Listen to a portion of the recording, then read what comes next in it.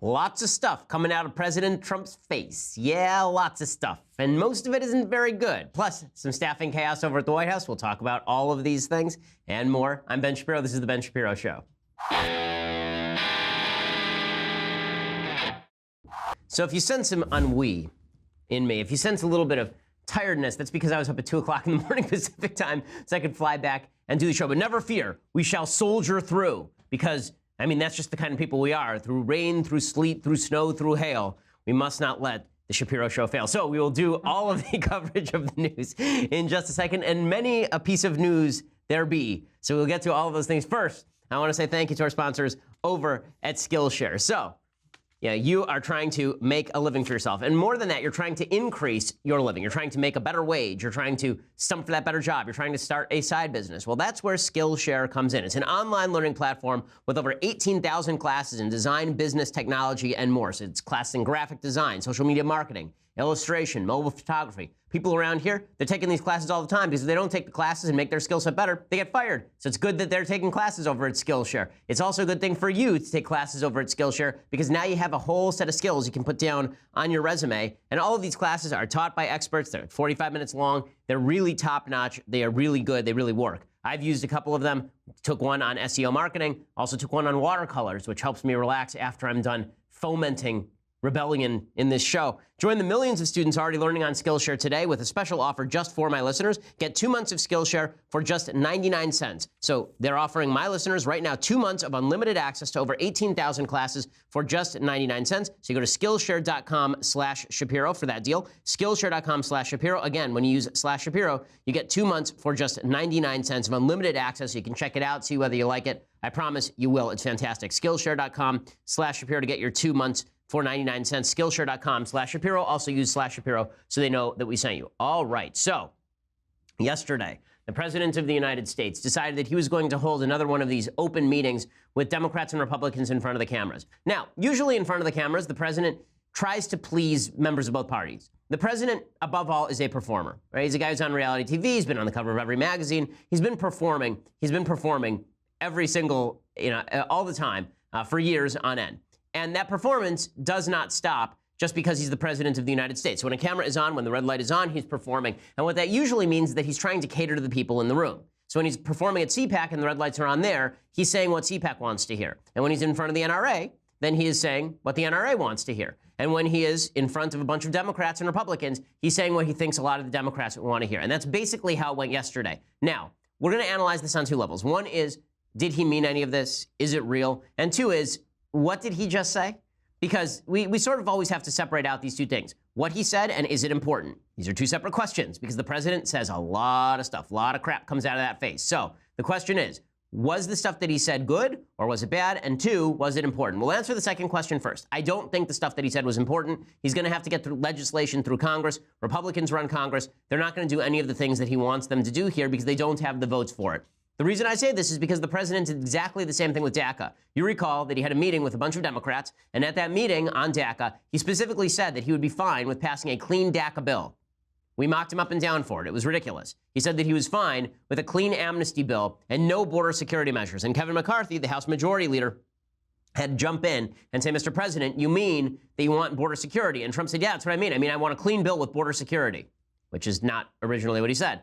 Now, of course, all of his overtures to Democrats in that meeting meant nothing. The same thing is probably happening here on guns, but it is important to note the president only became an advocate of gun rights relatively recently. Up till 2012, the president was a gun control advocate. The president was not a big fan of guns. And so when it goes back to the gut level for President Trump, when he goes back to his gut on this issue, there are certain issues where the president's gut is very much in line with sort of conservative policy. Guns are not one of those issues. On guns, this is a guy whose gut is from New York, and New Yorkers, people from New York City, they're not particularly big into the Second Amendment rights of all of it. So the president has this meeting yesterday, and he says a bunch of things that are just laughably awful. So he starts off in a conversation with Pat Toomey. So Pat Toomey is the senator from Pennsylvania.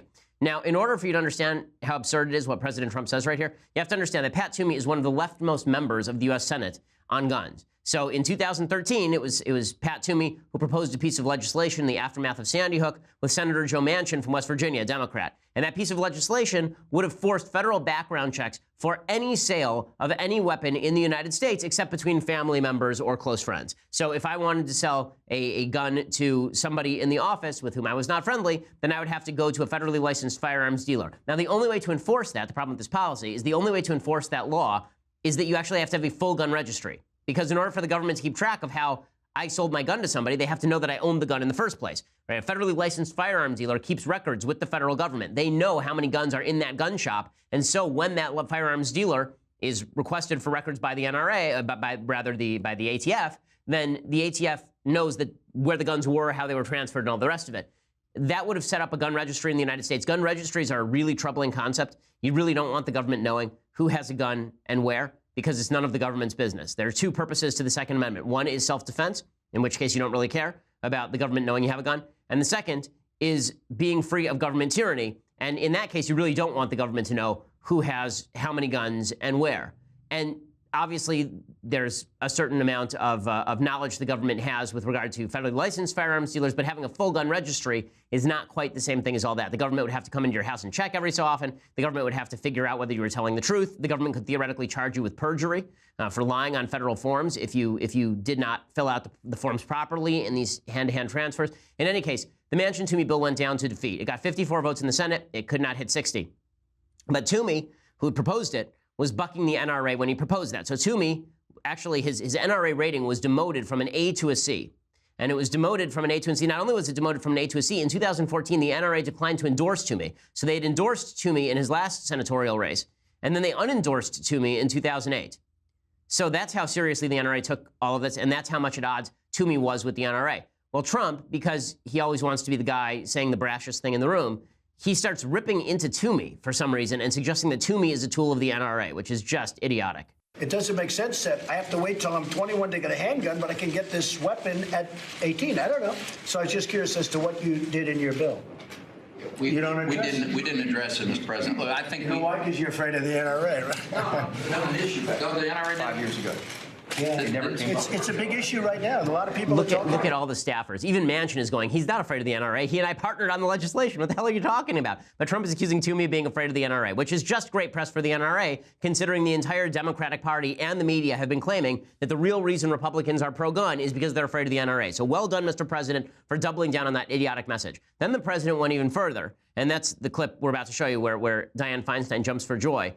Amy Klobuchar, who's the senator from Minnesota, she suggests that they add an assault weapons ban to Manchin-Toomey. So not only would there be a full gun registry, now you would not be able to buy an assault weapon, meaning any rifle in the United States that has a couple of features added to it, like a pistol grip and a certain type of barrel, for example, or a sight. If you added those things, if the gun looks scary, it's an assault weapon.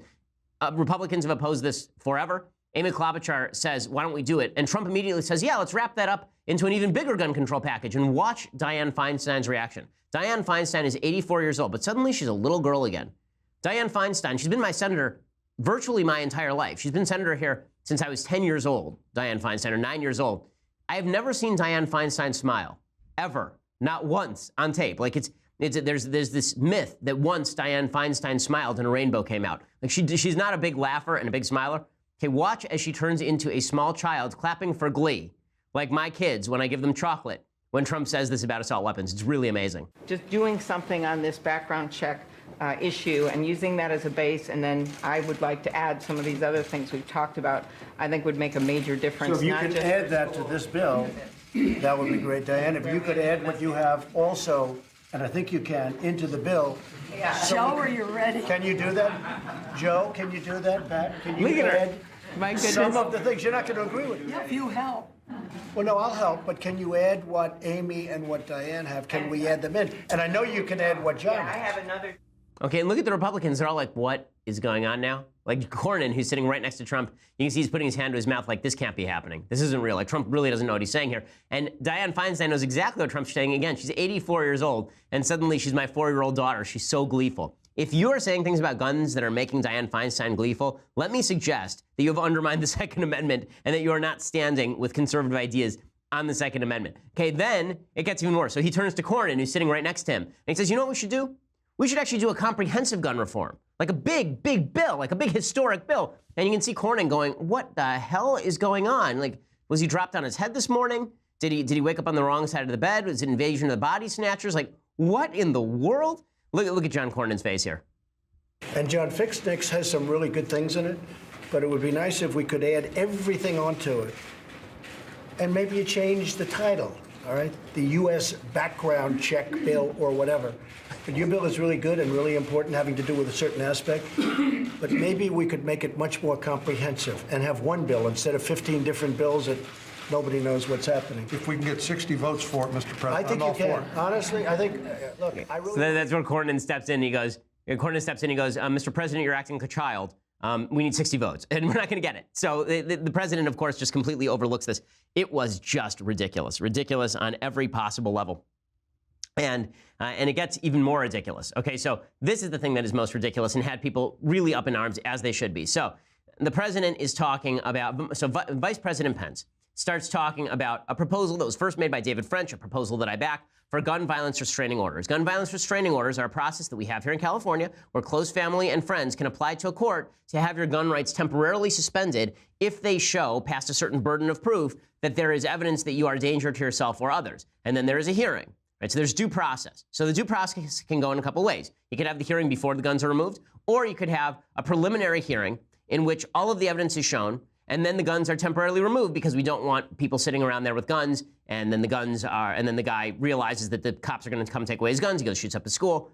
Okay, so you can have due process in the sense that you have the right to confront the accuser, but it's done on really spontaneous, quick basis. Or you could have like a full drawn-out hearing. But both of those are due process. So Mike Pence explains the proposal, and Trump proceeds to pile drive the proposal. Trump proceeds to take Pence's proposal, the gun violence restraining order proposal, the David French proposal, and he proceeds to say something so wildly unconstitutional and so wildly unconservative that it boggles the mind. I mean, if Barack Obama had uttered these words, we would all be up in arms.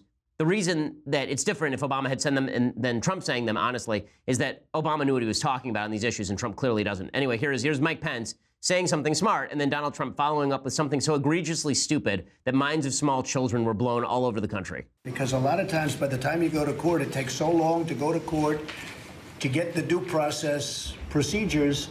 I like taking the guns early, like in this crazy man's case that just took place in Florida.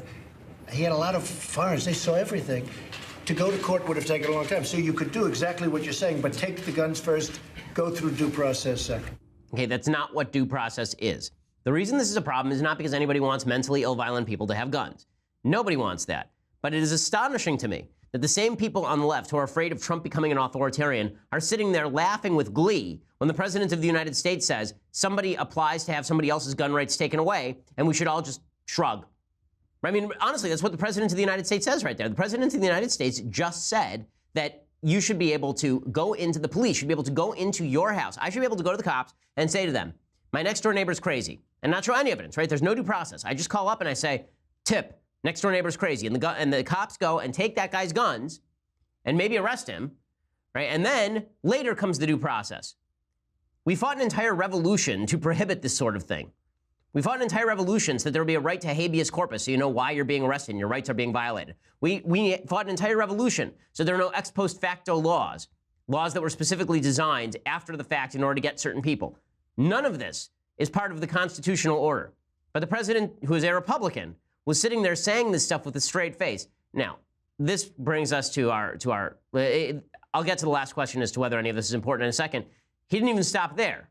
Because, I mean, everybody on the right is just looking at this going, what happened? I mean, what? It was every WTF GIF that you can find online. Every face that you can make, right, was being made by Republicans yesterday watching this thing unfold in real time. It's astonishing. It's astonishing. Okay, then he goes after Steve Scalise. Steve Scalise, shooting victim in the congressional baseball shooting. And Scalise has proposed, and the NRA has proposed, and Trump has endorsed in his 2016 election cycle, the idea of concealed carry reciprocity. Concealed carry reciprocity is the idea that when you apply for a concealed carry license in Oklahoma, and you are approved by the government for that concealed carry license, you should be able to concealed carry in any other state. Normally, this sort of thing is fine. Like if you have a marriage license in one state, it's usually transferable over to another state. If you have a liquor license in one state, and it fulfills the obligations of the other state, then it should be able to be fulfilled in that state, I believe. But when it comes to concealed carry, there's questions as to whether you should be able to take your concealed carry license from Oklahoma and bring it over to California. And so Trump is told by Steve Scalise that they want this concealed carry reciprocity. And President Trump's response is, as always, amazing. Here's the President of the United States responding to Steve Scalise by saying, we can never do this. It can't be a thing. And there were a lot of our members that said, look, we want to close these problems and fix these problems with the background check system. And we came together and actually passed a bill. But we also felt that if you look at the concealed carry population, these are people, by and large, who are helping us stop crimes. These are people who are well-trained, who actually go out there and help prevent crimes. So I would hope that that's not immediately dismissed, because there is a lot of talk of just putting that on the side and But just Chief, I do moving think things. this. You know I'm your biggest fan of the whole world, all right? I think that maybe that bill will someday pass, but it should pass as a separate. If you're going to put concealed carry between states into this bill, we're talking about a whole new ballgame. Look at Klobuchar. Look at her. Okay, the senator from Minnesota, look at the Democrat. She's sitting there nodding along. And the Republicans are all sitting there with their arms crossed. Look at the body language here. All the Republicans are going, where is this coming from? This is the guy who days ago was talking about how great the NRA was. This is a guy who was a few days ago talking about the value of gun rights. This is a guy who a couple of days ago was talking about how we needed to protect our right to keep and bear arms. And it does shed some light on something that the president said during his CPAC speech. During that CPAC speech, he had this very weird line where he said, if you could choose between tax cuts and gun rights, which would you choose? And he was expecting everybody in the room to say tax cuts. And everybody in the room said gun rights. And he was kind of shocked by it. Because, again, the president is not a stalwart on gun rights. On a gut level, he's not. Now, one of the nice things is that the president of the United States can be turned to whoever talks to him last. This is one of the nice things about the president. He is willing to hear opposing points of view, is the nice way of putting it. Also, the president of the United States can't do all these things because he just doesn't have the votes. But here's where it does become important. So this stuff is not important right now. Because when Trump says stuff right now, who cares? Paul Ryan, Mitch McConnell, they're the ones who are putting the legislation together. When he said dumb stuff about Obamacare, it didn't really matter very much. When he said dumb things about the tax bill, it didn't matter very much. When he said dumb things about immigration, it didn't matter very much. The president saying dumb things is baked into the cake. We all know that the president is going to say stuff, and we're all going to go, "Rrr?" And we've all gotten used to that. But what happens if, in November, Democrats take back the House of Representatives? And let's say they get really lucky and they take back the Senate. Let's say the Democrats suddenly have control of the Senate and the House of Representatives. Then, all of a sudden, the president of the United States saying these things may actually make a difference. Because you could see a situation in which Democrats are the ones writing the bill. Right now, the check on the president saying dumb things is a Congress that's not going to write dumb things. But what happens when the Congress can write dumb things? What happens when Nancy Pelosi is Speaker of the House, and she's sitting in a meeting like this with the President of the United States, and he says, I want you to put X, Y, and Z into a bill, and it's a comprehensive gun reform bill that's going to require full background checks for every sale in the United States, which will require registry, and everything that the President says about assault weapons would be wrapped into a bill, and no concealed carry reciprocity, and raising the age to buy a rifle. And the President says all this in front of Nancy Pelosi, and she says, sure, Mr. President, we're with you. And what happens when Chuck Schumer is the Senate Majority Leader, and he says to Trump, sounds great, Mr. President. I'll tell you what happens. The president gets all of the bad things we don't want him to be saying and having right now. That's what happens. How do I know that's what happens? Because that's exactly what happened on the budget last year. You recall that Mitch McConnell and Paul Ryan were using the debt ceiling debate as a way to cut some spending. And the president of the United States had in Nancy Pelosi and Chuck Schumer, and he said to them directly, listen, guys, I don't care about cutting anything. Let's just blow out the spending. And they said, fine. And they walked out. And Paul Ryan and Mitch McConnell were just stunned. Because the president did have the capacity to do that. He had the votes to do that. Well, right now, it doesn't matter again because the Republicans are running the show. But when the Republicans are not running the show, things are going to get pretty dicey pretty quickly, which is why it's important that Republicans maintain control of the House as a check on President Trump, because the president's instincts are not always good on these sorts of things. And he's not surrounded by a bunch of Second Amendment advocates. Okay, the people who are closest to the president, aside from Mike Pence, these are not all super pro-Second Amendment people. It's a serious issue. And nobody is checking him on the areas where he does have control. So another area where he has control and where he's saying dumb things is the area of trade. So today, the president tweeted this out. This is 17. The president tweeted this out about trade. And he tweeted, quote, our steel and aluminum industries and many others have been decimated by decades of unfair trade and bad policy with countries from around the world. We must not let our country, companies, and workers be taken advantage of any longer. We want free, fair, and smart trade. So Charlie Cook over at National Review had a great point about this last sentence where it says we want free, fair, and smart trade. And he says, if you use the words free, fair, and smart about, for example, speech, if you say we want free, fair, and smart speech, you would realize that this is a violation of free speech principles, right? Fair speech and smart speech are not requisites. You just need free speech. When it comes to trade, the same thing is true. The notion of fair trade is something chimerical. It's silly. The reason I say it's silly is because comparative advantages since the days of Ricardo has suggested that you are an idiot if you heighten tariffs on your own just because the other guy has heightened tariffs on you. As I'm constantly saying, let's say that you are in the business of building shelves at the local grocery store and they stop using you, right? They've essentially set up a tariff on you. They don't use you anymore. Do you stop shopping at that grocery store if they have the lowest prices? Only if you want to get poorer do you do that. Okay, but the president doesn't understand how trade works. The president thinks that trade is not reciprocal. The president thinks that all of these industries have been quote unquote decimated. So today, the president had a meeting with all of these steel and aluminum industry leaders, and he said that he was going to raise tariffs dramatically on steel and aluminum. He apparently said that he wants to raise the steel tariffs by 25%. He wants to slap an overall steel tariff of 25% on foreign steel and a 10% aluminum tariff on aluminum. Disaster area. Full-scale disaster area. The reason this is a full-scale disaster area is because these are inputs for other industries in the United States. For every job in the steel industry, there are 40 jobs in other industries that use steel, which means that if you're in the car industry and you use steel and suddenly the price of steel goes up because of these tariffs, and now you have to sell your car more expensively, and it is less competitive in the global market, unless you tariff cars. And then if you tariff cars, then you're going to have to increase the price on cars, and people have to spend money there. Tariffs are a terrible economic policy. They've always been a terrible economic policy. For every job that is saved by steel, by these tariffs, other jobs are lost. When the Bush tariffs on steel went into effect from 2001 to 2004, it was about 21 months. When those tariffs were in effect, the United States lost approximately 200,000 jobs by studies. And not only that, the economy suffered overall because of that. According to estimates, every single steel job created by a tariff, American consumers paid an additional $200,000 to $2.3 million. That's how much it costs to preserve a steel job. And that's what's happening here.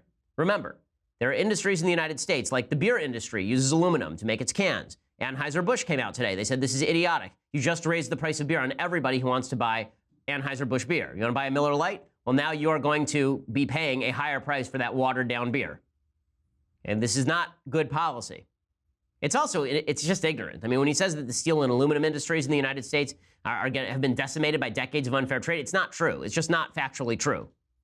In 2016, the steel industry actually did really well, thanks to dramatically increased car sales. Nucor is the nation's leading steel manufacturer. They did $16 billion in sales that year. Last year, its net earnings increased 65% over 2016.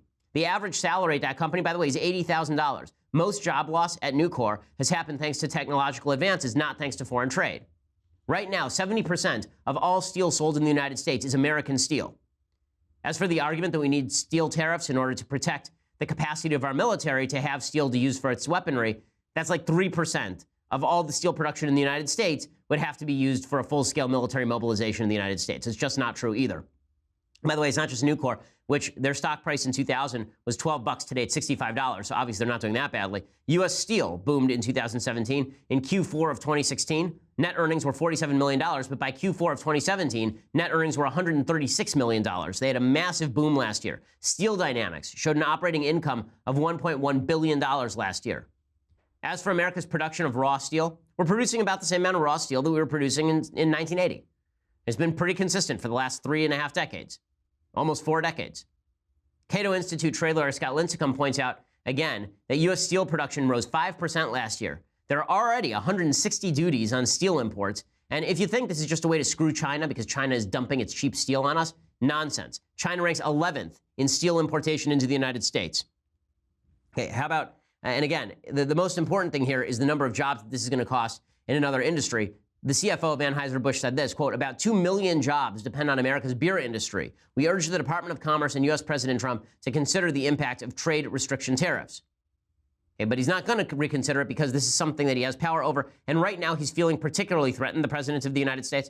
Right now, President Trump is feeling very isolated. And that means that he is bringing in his toys. Right? He's bringing his comfort food and his teddy bears. And his teddy bears on issues like this, there's a guy named Peter Navarro who wrote a book on trade that makes no sense and is supremely foolish.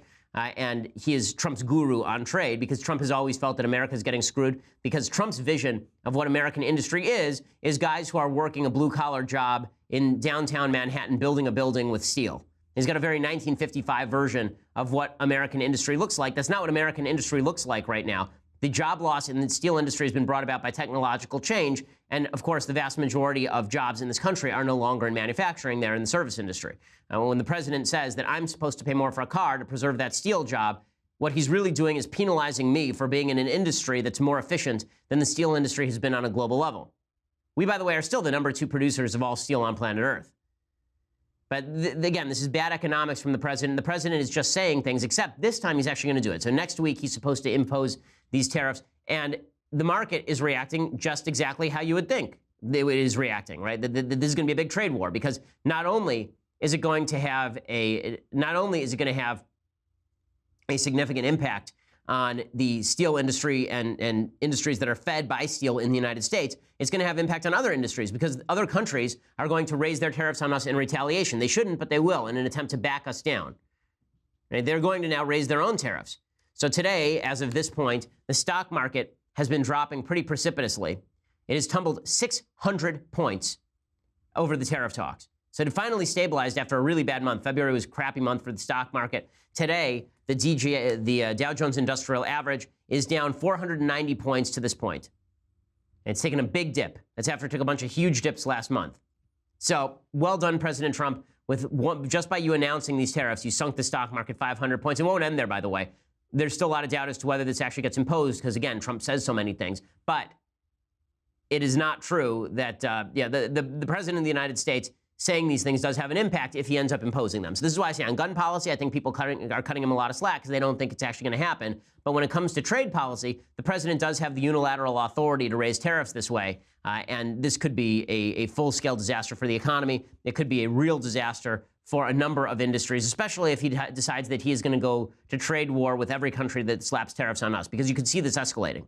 You could see Trump saying, we're going to put the steel tariff, the aluminum tariff, and then you could see France saying to us, well, if you're going to do that to us, we're going to put tariffs on not just steel and aluminum, we're going to put tariffs on all your other goods too. And then Trump says, well, screw you, I'll put tariffs on our goods, we're stronger than you. This zero-sum version of economics is just ignorant. It doesn't make any sense at all. And it's very frustrating to watch a Republican president do it, because it's very dumb. Now, again, one of the reasons I think this is happening is because the president obviously feels isolated. The president feels like a lot of his favorite people have been marginalized in the last couple of weeks. So over the last week, the Josh Erfel, who is the comms director for Jared Kushner, has been marginalized. Kushner himself has been marginalized a little bit, as I said, by the revocation of his interim top secret security status. There's a story today in the New York Times that's very damaging to Kushner about his family business receiving loans after he held meetings with business people. So according to the New York Times, early last year, a private equity billionaire started paying regular visits to the White House. Joshua Harris, a founder of Apollo Global Management, was advising Trump administration officials on infrastructure policy. During that period, he met on multiple occasions with Jared Kushner, President Trump's son-in-law and senior advisors. Among other things, the two men discussed a possible White House job for Harris. The job never materialized, but in November, Apollo lent $184 million to Kushner's family real estate firm, Kushner Companies. The loan was to refinance the mortgage on a Chicago skyscraper. This is one of their bigger deals. It's triple the average size of their property loan. It's one of the largest loans Kushner Company received last year. An even larger loan came from Citigroup, which lent the firm and one of its partners $325 million to help finance a group of office buildings in Brooklyn. That loan was made in spring of 2017, right after Kushner met in the White House with Citigroup's chief executive, Michael Corbett. According to people briefed on the meeting, the two men talked about financial and trade policy and did not discuss Kushner's family business. This is one of the problems with having people in the White House who are deeply connected to their businesses still. And it's one of the reasons why his interim security clearance has not been granted at this point, is because of these business connections. And this is not good. This is not good. If this were happening under Hillary, it would not be good. It's happening under Trump, and it's not good. It doesn't matter whether you like the people who are talking about personally. It doesn't matter if you like the policies they're espousing. The media obviously have an agenda, which is to knock Kushner off the hill. Right now, they want to see chaos inside the Trump administration, but so they're holding this. But that's not something that Kushner should have been doing. If Trump wanted him to have meetings with Citigroup and financial leaders, then Kushner should have basically become disassociated in entirety from all of the Kushner companies. That apparently has not happened. So Kushner has been marginalized, and now Hope Hicks is gone. So Hope Hicks was his comfort blanket. Hope Hicks, who started off as a runway model, who joined Trump in 2016. She was part of Ivanka's team. She was his top aide, and she's now 29 and one of the best liked people in the White House. Everybody I know in the White House who knows Hope Hicks says that she's a wonderful person. Well, she was, according to CNN, excoriated by the president because a couple of days ago, she went in front of Congress and she was asked whether she'd ever had to lie on behalf of the president. She said, well, she told some white lies, like about audience size, like crowd size. And that apparently ticked off Trump, according to CNN. And supposedly Trump yelled at her, and then Hope Hicks quit. That's the CNN story. Now, the New York Times says that she's been preparing for weeks to leave. That's not a giant shock. People in the White House are routinely talking about leaving because it's a very chaotic place, a very high-stress job. There's a lot of turnover at any White House, but particularly in a White House that's run from the top this way. So Hope Hicks leaving has some impact on the administration. I'll explain what impact it has and what it means for Trump in just a second, but you're going to have to go over to Daily Wire and subscribe for the rest of it. So for $9.99 a month, you can get your subscription to the Daily Wire. That means you get the rest of this show live, the Andrew Klavan show live, the Michael Knowles show live. You get to be part of my mailbag, which is happening tomorrow. So now's a great day to subscribe so you can ask all the questions that your little heart desires and make your life that much better. Also, if you want the annual subscription, finally, here in my hands, I have it. The greatest tumbler in the history of mankind. I'm back in LA, and I can feel the warmth and the energy surging through me as I hold this, the best beverage vessel of all time. You can hold it too. You can get one that's just like this. You can't have mine. This is mine. But you can have your own for $99 a year when you get the annual subscription. Or if you just want to listen later, go over to iTunes, SoundCloud, YouTube. Please go over there and subscribe. Please leave us a review. It always helps us. We are the largest, fastest growing conservative podcast in the nation.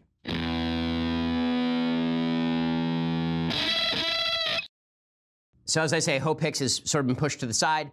Jared right now is being pushed to the side, apparently, according to reports by General John Kelly, the chief of staff, which means that Kelly is the guy who's sort of bringing people into the center of the room. And that means that Trump is more likely to reach out to other people that he wants to talk to. If he feels like Kelly is shutting him off from Jared Kushner and that Hope Hicks is going to leave, then he's going to start reaching out to other people he's comfortable with. Well, one of the people he likes a lot, apparently, is Peter Navarro. Peter Navarro, this trade guy. And it's not a coincidence that while all this chaos is taking place, Peter Navarro is suddenly making appearances in the Oval Office and Trump is hanging out with him. You know, people that Trump feels personally comfortable with are the people he's going to want to talk to. And unfortunately, a lot of those people have pretty bad ideas because personal comfort should not be the gauge of whether somebody's policy is good. But the president doesn't know a lot about policy, and he's very susceptible to being told things by people that he likes. So Hicks being out has more of a personal impact on Trump than it does a policy impact. But she is known as sort of the person, she's sort of the Trump whisperer. She's the person who can handle Trump and has been able to hem him in a little bit. Make him feel better about his presidency, make him feel better about things. Her being gone is not going to be a good thing. Again, Josh Raffel, I think it's pronounced Erfel, is a press aide whose initial portfolio is primarily focused on Kushner and Ivanka, and he apparently is leaving also. And apparently Dina Powell is left a few weeks ago. So high turnover at the White House. That means a lot of faces Trump doesn't recognize. As he gets more uncomfortable, he's going to look for friends, and the friends around him are going to define what he does, which is sort of an uncomfortable place. He's meanwhile busily attacking his own attorney general. So yesterday, the president went on Twitter and he attacked Attorney General Jeff Sessions. Right? This I've always found really frustrating.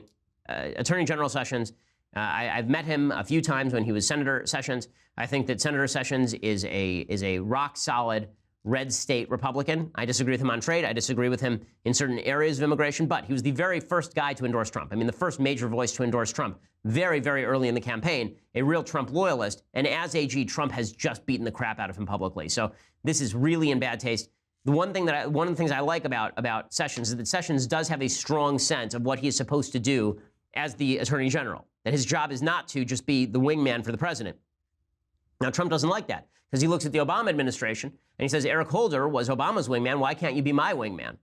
And the answer is because the AG is not supposed to be the president's wingman. The AG is supposed to administer the law. Jeff Sessions actually takes that rather seriously. So one of the areas where this has happened is that Jeff Sessions asked the Inspector General to investigate potential FISA abuse. And there's been a lot of talk about FISA abuse, of their supposed abuse by the FBI and the DOJ of the FISA warrant process in the attempt to get a warrant on Carter Page, that former Trump campaign aide, that former Trump foreign policy aide. And Sessions said, listen, I don't want the DOJ investigating itself. I don't want the DOJ investigating the FBI. Let's set somebody else who's independent, because here's the thing. If I, Attorney General Jeff Sessions, come down with the conclusion that the Obama DOJ and the Obama FBI went ahead and invaded the campaign, people are going to note a couple of things. One, I was a member of the campaign. Two, I was appointed by President Trump, and so they're not going to take it seriously. So we'll set up an IG. I have a conflict of interest. Trump doesn't appreciate that, and he wants Jeff Sessions to just do what he wants him to do, which I think is wrong. And so Trump tweets out, why is the AG, Jeff Sessions, asking the Inspector General to investigate potentially massive FISA abuse? Will take forever, has no prosecutorial power, and already late with reports on Comey, etc. Isn't the IG an Obama guy? Why not use Justice Department lawyers? All caps. Disgraceful. No, what's disgraceful is the President of the United States berating his own Attorney General publicly. I assume he has Jeff Sessions' phone number. What does he think is going to happen here? Does he think Sessions is going to quit if he just humiliates him enough? And Sessions knows Trump isn't going to fire him because Trump's been threatening to fire him for over a year. And he's not going anywhere. So he'll just sit it out. He'll sit tight. He'll protect the law. Good for Sessions for doing that. So there's no purpose here other than Trump venting and then mobilizing his allies to vent at Sessions. But maybe that makes his base feel good. Maybe it makes them feel like it's the DOJ's fault that we haven't seen any prosecutions. But again, this is just not only not presidential, it's not effective. Attacking your own attorney general is just bad policy. So in a rarity, Sessions actually fired back. So he actually issued a statement ripping Trump. Good for him. He said, we have initiated the appropriate process that will ensure complaints against this department will be fully and fairly acted upon if necessary. As long as I am the Attorney General, I will continue to discharge my duties with integrity and honor, and this department will continue to do its work in a fair and impartial manner according to the law and the Constitution. And good for Jeff Sessions. That's his job. That's exactly what he should be doing.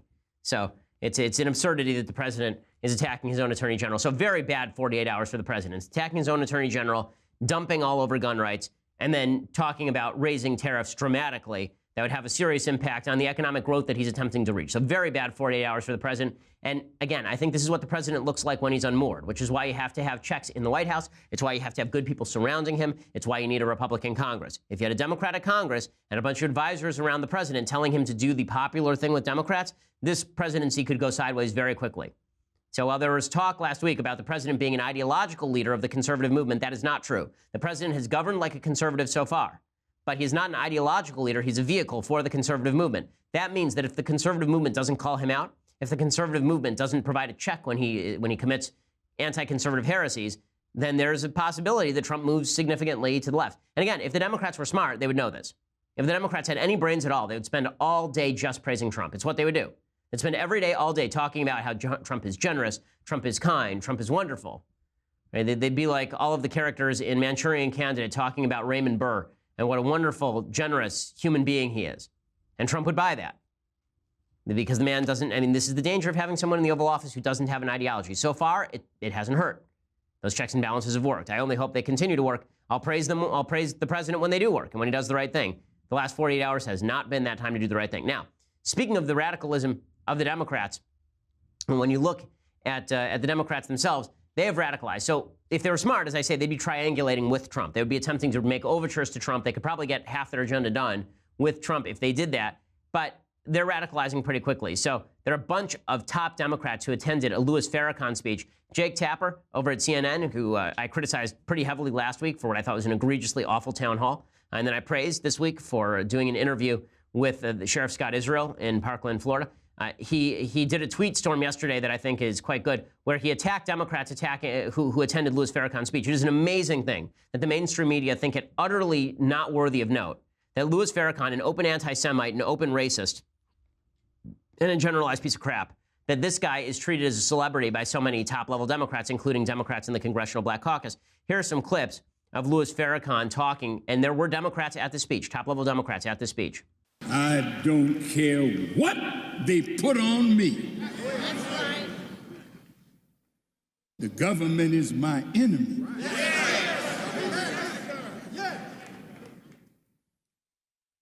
The powerful Jews are my enemy. Okay, top-level Democrats have praised Louis Farrakhan. They've taken pictures of Louis Farrakhan. Barack Obama took pictures of Louis Farrakhan. There were two co-sponsors of the Women's March who were present at this speech, at this one right here.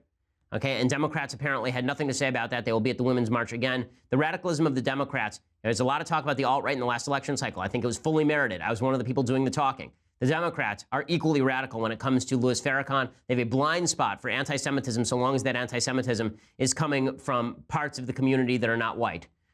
So here is Louis Farrakhan doing more of this. Just really disgusting stuff. White folks are going down.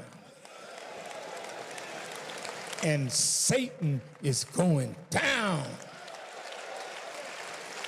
And Farrakhan, by God's grace, has pulled the cover off of that satanic Jew. And I'm here to say, your time is up. Your world is through. I mean, the man's a pig. I mean, he's one of the worst people on planet Earth. Okay, this is the guy who Keith Ellison, who could have been the head of the DNC, he was endorsed by Chuck Schumer to be the head of the DNC. He was a member of the Nation of Islam. He defended Louis Farrakhan for years. The Congressional Black Caucus has defended Louis Farrakhan.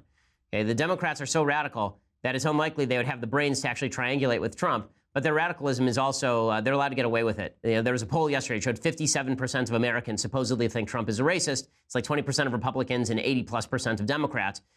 Okay, how many people think that Louis Farrakhan is a racist and therefore the people who associate with him are racist? The reason that people think that Trump is a racist is because of the associations with the alt-right during the last campaign and some of the comments that he's made. Well, if you're going to hold a standard, that standard has to be held on both sides. I don't see a lot of people in the media doing it. Good on Jake Tapper for doing it. Okay, time for a quick thing I like and then a couple of things that I hate. So, thing I like today, I'm in the middle of a book by Mikhail Bulgakov. Mikhail Bulgakov was a guy who lived in the Soviet Union. He died, I believe, in 1941. But he'd written a book in secret that was essentially a parody of Stalin's Russia.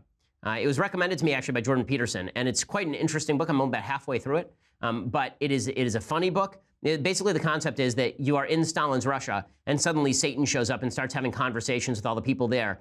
And simultaneously, there's a retelling of the story of Jesus, not along biblical lines, but with parallels to what's going on in the Soviet Union. It's an interesting book. It's a well-written book. It's a funny book. As I say, I'm about halfway through it. I look forward to giving you my full analysis of it when I finish the book. But Jordan has good taste in literature. So whatever Jordan recommends on literature, I'm always apt to read. Okay, time for a couple of things that I hate.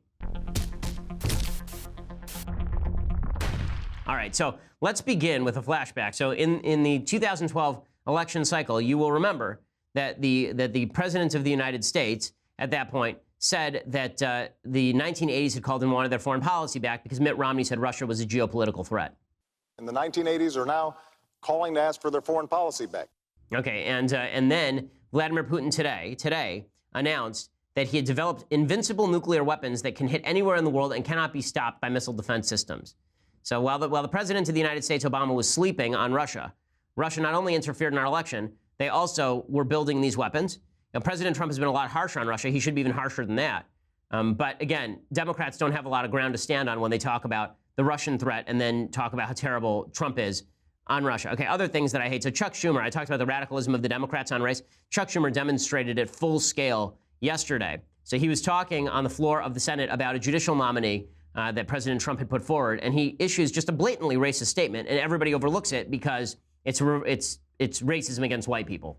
The nomination of Marvin Quattlebaum speaks to the overall lack of diversity in President Trump's selections for the federal judiciary.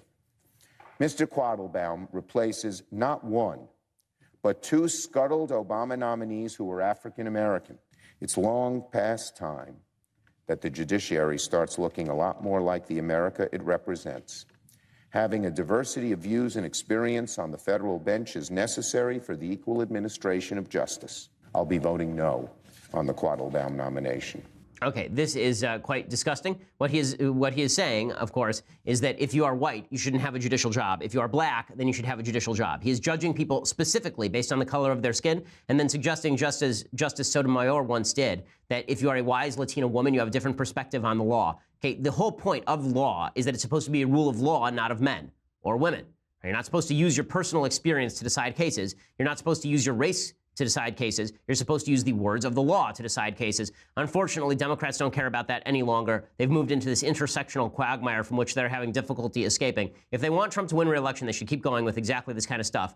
But if they also want the country to be ruined, they should continue to polarizes race from race and suggests that skin color should be the chief qualifier for being a federal judge. Just insane. Okay, we'll be back here tomorrow, and we'll have mailbag for you. I'm Ben Shapiro. This is The Ben Shapiro Show.